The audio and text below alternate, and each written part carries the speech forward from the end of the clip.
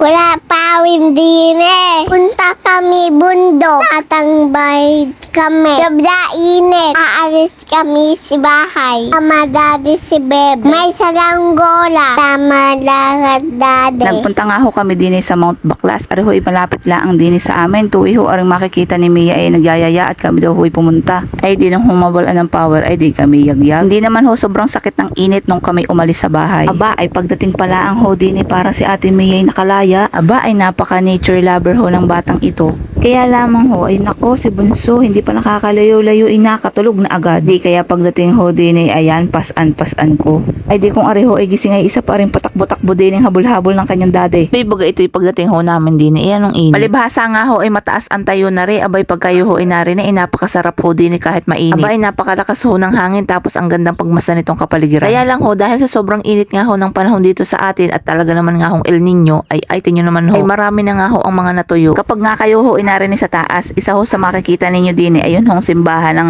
Saint Lorenzo Ruiz. Di kapag nga ho katag-arawan ay di usong-uso ang mga nagpapapagayo. Binidyohan ko nga din nga ho pala aring puno ng balete. Wala lang, gusto ko lang bidyohan. Para nga ho ako'y makapag-video ng maayos ay di ari naman ho si daddy ko naman daw ho makahawa kay nene. O ay di kaya ayan ang tiya mo tamang tulala lamang. At ari naman ho si Ate Mia ay may patakbo effect. Talaga naman nga hong vloggers din. Abay kahit ho nag-iisa-isa at kainit-init tuwan-tuwa Tapos pagka ho may nakikitang magandang spot abay sabi sa akin ay video mami. Kaya ayan umakyat ho din sa bato at siya daw ho aking picturean.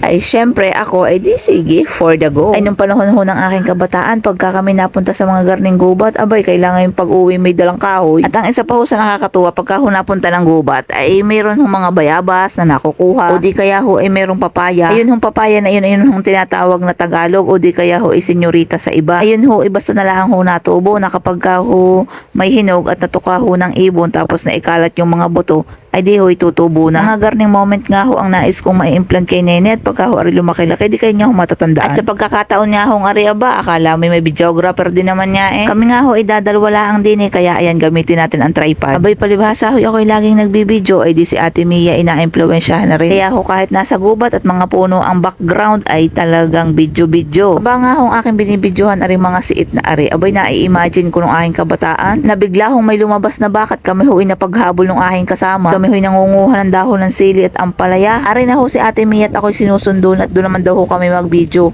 Ay ang sabi ko nga ho'y mamaya at napakainit naman kaya kami tambay muna ho din Aba ay ayaw naman hong pumayag at siya daw ho'y aking videohan bago yung aking iniwan ay ngak-ngak. Nako ay talaga naman nga ho si Haring Araw ay ayan na. Ko ay ang tindi na ho ng sikat ng araw kaya kami ho'y are video muna din Para pagka nga ho lumaki aring dalawang are ay di makikita nila. Nung panahon ng aking kabataan alam nyo naman hindi pa uso noon ang mga pagarning mga pa-video ay ngayon ho ay nasa millennial years na tayo at nasa computer age na. Kaya madali na hong balikan at makikita na ho ang mga pangyayari. At syempre dahil umalis nga ho kami ng bahay ay di lagi hong may baon ang tiya mo. Kahit ho simpleng inumin at candy at wala naman ho din yung mabibilhan. At yun lamang naman ho ang ganap for today's video. Marami hong salamat.